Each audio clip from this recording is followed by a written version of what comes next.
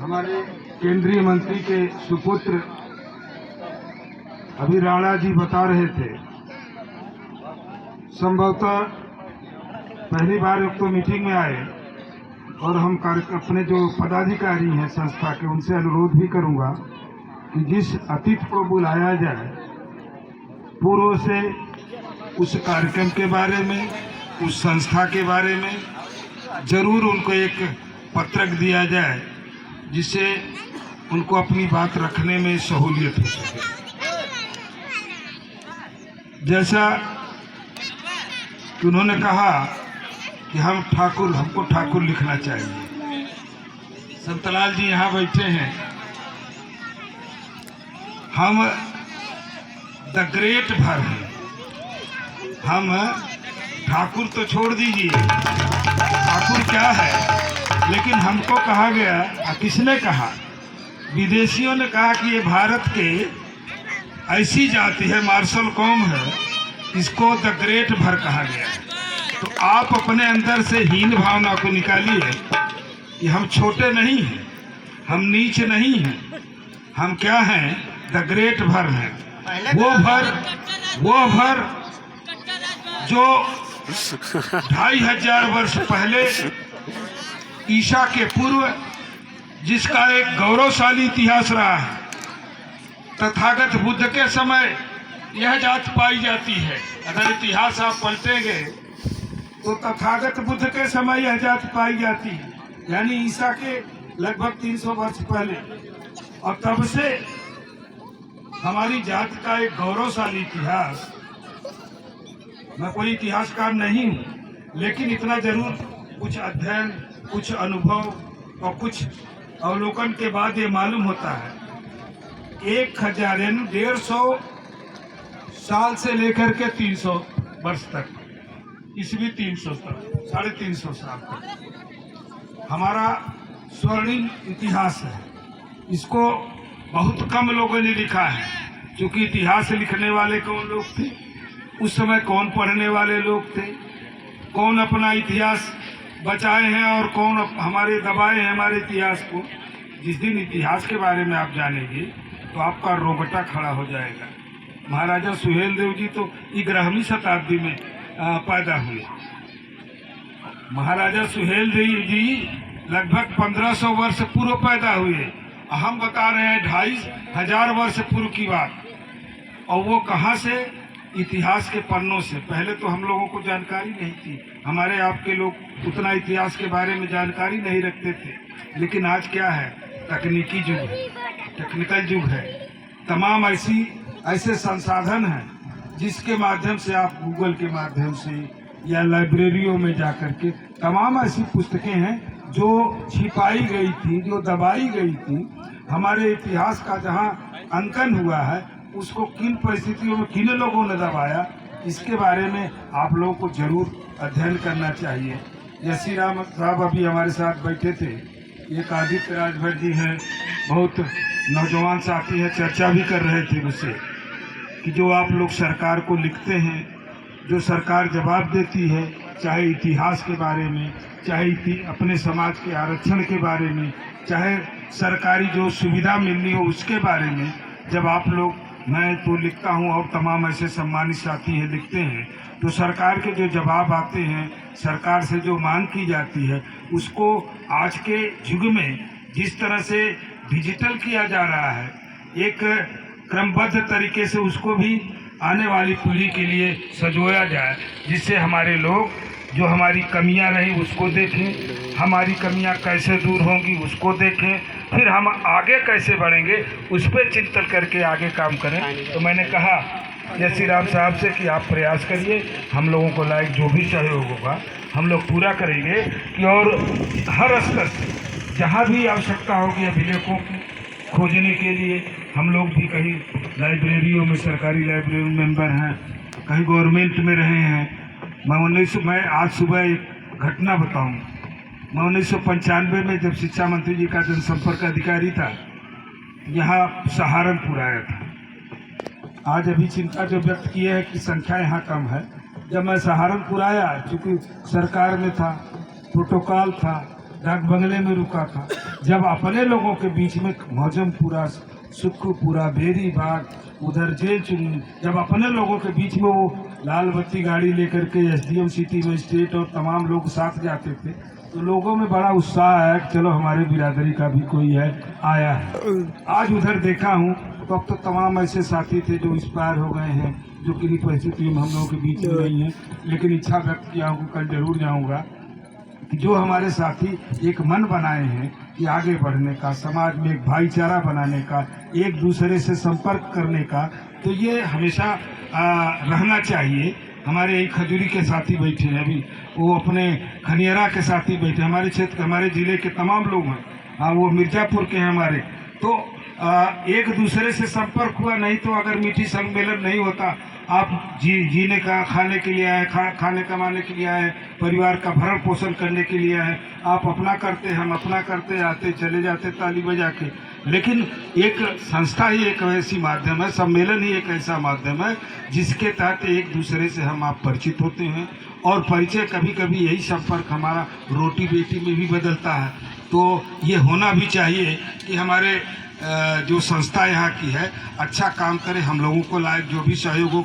अगर 2-4 लाइन हम लोग लिखते हैं सरकार में, कोई आसान नहीं है, तो हमारी जिम्मेदारी है कि जिस समाज में पैदा है, जो समाज का ऋण हमारे ऊपर है, उस ऋण से पूर्ण होने के लिए कहीं न कहीं हमको 2 कदम चलना चाहिए। ये हमारी नैतिक जिम्मेदारी है, ये हमारा धर्म है। तो उस धर्म में अगर कोई कुछ करता है, 4 कदम चलता, तो कोई आसान नहीं करता, उसकी जिम्मेदारी है कि समाज में, आज समाज जो बेचारा गांव में खेती कर रहा है, उसको क्या मालूम है कि इतिहास क्या है, उसको क्या मालूम है कि भूगोल क्या है। वो तो सिर्फ सुबह खेत में गया, शाम को आया, फिर सुबह खेत में गया। लेकिन अगर आप समाज में टहल रहे हैं, समाज में एक पहचान बनी है, तो आप तो कुछ अच्छा बुरा समझने की जो शक्ति होनी चाहिए वो तो आपके अंदर होगी।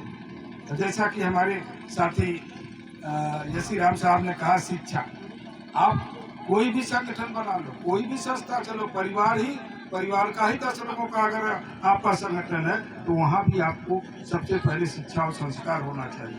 जिस दिन आप शिक्षित नहीं होगे तो आपको संस्कार नहीं मालूम होगा, आपको आचरण व्यवहार नहीं मालूम होगा, अच्छा बुरा की पहचान नहीं होगी। तो पहले हमारा शिक्षा बहुत जरूरी है, और शिक्षा ज्ञान के लिए लीजिए, व्यापार के लिए तो तमाम लोग ले रहे हैं, लेकिन आप ज्ञान के लिए शिक्षा जिस दिन लेंगे, उस दिन आपका आचरण भी बदलेगा, उस दिन आपका व्यवहार भी बदलेगा, उस दिन आपका संस्कार भी बदलेगा। जब संस्कार बदलेगा, व्यवहार बदलेगा, आचरण बदलेगा, तो समाज में आप जाओगे, किसी भी जात के बीच में बैठोगे तो लोग जरूर कहेंगे कि ये भाई अच्छी जात का, अच्छे कौम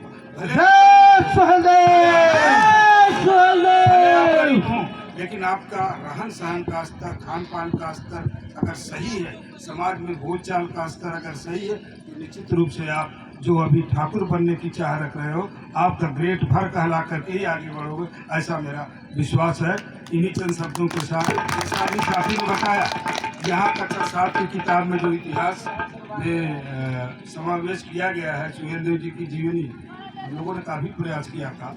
और यहाँ पे हरियाणा प्रदेश में नीरज जी, आपको संज्ञान होगा कि नहीं होगा, यसी राम साहब जानते हैं, जब ओबीसी में यहाँ दर्ज कराया गया था हरियाणा प्रदेश में, काफ़ी हम लोग प्रयास किए कुछ समय, तो हरियाणा प्रदेश में जातियों की सूची में हम आप भर राजभर दोनों, तो कहीं कहीं प्रशासनिक लाभ, क्योंकि देखिए संविधान है इस देश में, संविधान में नियम कानून है, और नियम कानून के दायरे में ही रह करके आप कुछ ले सकते हैं अथवा दे सकते हैं। तो आपको संविधान की भी जानकारी रखनी चाहिए। तमाम ऐसे यहाँ मोहल्ले हैं, तमाम ऐसे घर हैं जिनके पास कोई आवास ही नहीं है, जिनके पास खाने के लिए शाम को ठिकाना भी नहीं, तो कैसे आप अपना जीवन व्यतीत करते हैं, गांव से आकर के शहर में मजदूरी करके इस प्रदेश का भी नाम बढ़ा रहे हैं, अपने परिश्रम से इस देश का भी नाम बढ़ा रहे हैं, अपने परिवार का भी भरण पोषण कर रहे हैं। लेकिन एक साथी ने कहा, मैं तो कहूँगा तो कुछ लोगों को बुरा लग जाएगा, जो संस्कार में हमारे जो गिरावट आ रही है, जो हमारी नई पीढ़ी इधर जा रही है नशा की तरफ, शिक्षा तो ठीक है ले रहे हैं लोग, लेकिन जो हमारी नई पीढ़ी नशा की तरफ जा रही है, अभी गांव में हम लोग जब जाते हैं तो 13 साल से लेकर के 20 साल के बच्चे देखिए शाम को क्या करते हैं, बल्टी बबली। मोबाइल उठा लीजिए, मोबाइल लेकर के खेत में चले जाएंगे, मेड़ पे बैठ जाएंगे, दिन भर रात भर मोबाइल देखेंगे। और कहीं बारात में चले जाइए तो कोई कट्टर राजभर, तो कोई दबंग राजभर, मतलब इस तरह का व्यवहार आचरण करने तो दूसरे लोग भी देखेगा कहा भरवर हुई हैं, सीधे कहें भरवर हुई दिखाओ। अपना आचरण अपना व्यवहार काहे लिए इस तरह का खराब कर, इसको कौन देखेगा? इसके माँ बाप नहीं देखेंगे, हम आप बुद्धिजीवी नहीं देखेंगे, तो कैसे बदलाव होगा? कौन सा हनुमान चालीसा पढ़ेंगे कि आपको प्रगति हो जाएगी? आप अपना श्रद्धा रखिए भगवान के प्रति, वो तो ठीक है, वो अपनी अपनी श्रद्धा, लेकिन कहीं कहीं हमको अपने परिवार में जो कमी है उसको सरकार नहीं पूरा करेगी, उसको कौन पूरा करेगा? हम आप करेंगे। अब बच्चे की बटन टूटी अगर है, स्कूल जा रहा है, उसको उसकी माँ अगर वो बटन नहीं लगाएगी तो वो बच्चा जाएगा स्कूल में, कोई नीच जात का बच्चा है, बटन ये टूटी है, मुँह साफ है नहीं, कौन देखेगा? ये सरकार करेगी? ये तो हमको आपको करना होगा ना, पड़ोगा। ये भाई गायक कलाकार साथी बहुत अच्छा है, आप बीच बीच में कमेंट जो करें बहुत अच्छी बात है कि कम से कम अपने लोग सीखें। अब ये गीत के माध्यम से, हमारे जो गायक कलाकार हैं ये लोग गीत के माध्यम से महाराजा का इतिहास और समाज में जो इस समय बुराइयां उसको कैसे दूर किया जाए, उसको गीत के माध्यम, हम लोग तो बोल के कह रहे हैं लेकिन ये क्रमबद्ध तरीके से गीत लिख करके गीत के माध्यम से सुनाते हैं। इसके लिए मैं इन लोगों का बहुत बहुत शुक्रिया अदा करता हूँ, धन्यवाद करता हूँ और अपेक्षा भी करता हूँ कि ऐसी गीत लिखें, ऐसी बात कहें जिससे समाज में एक सोचने की शक्ति जो हो प्रबल हो, लोग सोचने के लिए मजबूर हों कि आखिर में इन्होंने कहा है तो क्या कारण हो सकता है, कैसे ये इसको हम अपने समाज में कैसे अपने जीवन में इसको ला सकते हैं। तो इन सब बातों का भी ध्यान हमको रखना चाहिए। हम लोग कोई इतिहासकार या क्या नाम है स्पीकर नहीं है, लेकिन दो तीन बात कहेंगे। अभी मूर्ति की बात हो रही थी नीरज जी, आपको आप लोगों को मालूम होगा सरकारी तौर पे पहली मूर्ति 1998 में मैंने स्वीकृत कराया था, जो लाल बाग तिराहे लखनऊ में लगी है, वो सरकारी तौर पे पहली मूर्ति सरकार, मतलब किसी पूरे देश में अगर पहली मूर्ति लगी है तो सरकार की तरफ से वो लाल बाग तिराहे, जबकि मैंने कराया था उस समय श्रावस्ती के लिए कि ये श्रावस्ती महाराजा सुहेलदेव जी जन्मस्थली है, कर्मस्थली है श्रावस्ती में, वहाँ पे लगे, लेकिन हमारे कुछ नेताओं ने अपना उस समय श्रावस्ती के बजाय लखनऊ में लगा दिया। बढ़िया है, लगी है, कहीं प्रदेश की राजधानी है, लगी है, लेकिन सच्चाई को उसको नकारना नहीं चाहिए। अभी महाराजा सुहेलदेव यूनिवर्सिटी है, आपको मालूम होगा, आजमगढ़ के जो साथी है और अन्य साथी भी जानते हैं। 2022 में मैंने लिखा कि यहाँ इस यूनिवर्सिटी तो महाराजा सुहेलदेव जी के नाम से बन गई, लेकिन उनकी मूर्ति क्यों नहीं लगी? अन्य जो यूनिवर्सिटियां हैं जिनके नाम से, जिन महापुरुषों के या जो अमर सपूत हैं उनके नाम से लगी है, उनकी मूर्ति लगी है, लेकिन महाराजा सुहेलदेव की मूर्ति क्यों नहीं लगी है? 2 साल के बाद आपको खुशी होगी, जल्द ही मूर्ति लगने वाली स्वीकृत भी हो गई है और जल्द ही वो भी लगभग 27 लाख में बने, वो भी सरकारी तौर पे लगेगी, उसमें किसी का कोई योगदान। मुझे पत्र जारी हुआ तो कुछ साथी पूछ रहे थे, सतलाल जी भी पूछ रहे थे कि डॉक्टर साहब आपको पत्र जारी हुआ तो 7 लाख आप कहाँ से देंगे?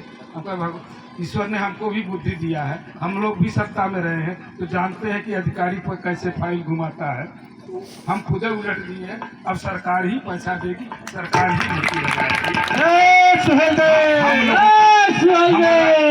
हमारा एक और प्रयास है, इसमें कोई वाहवाही लेने की जरूरत नहीं, एक और प्रयास है कि जिस तरह से हरियाणा प्रदेश में अध्यक्ष जी सुहेलदेव जी का जीवन परिचय शामिल किया गया है, उसी तरह सेंट्रल लेवल पे मैंने लिखा है, सरकार के जवाब आए हैं और अंतिम दौर में भी है एनसीईआरटी में, तो उसी तरह से सुहेलदेव जी की जीवनी, फारसी नागवंश का इतिहास, ये दोनों जो है हमारे इतिहास के किताबों प्राथमिक से लेके इंटरमीडिएट शिक्षाओं तक जो भी है वो उसमें शामिल होना चाहिए। ऐसा हम लोगों ने प्रयास किया, प्रयास भी कर रहे हैं।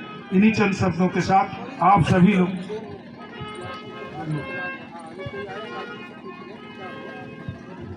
देखिए, इस पे अभी बैठे चर्चा कर, लेकिन विमुक्ति जाति में अब विमुक्ति जाति है क्या? 2 मिनट अगर अध्यक्ष जी समय हो तो। बिल्कुल बिल्कुल।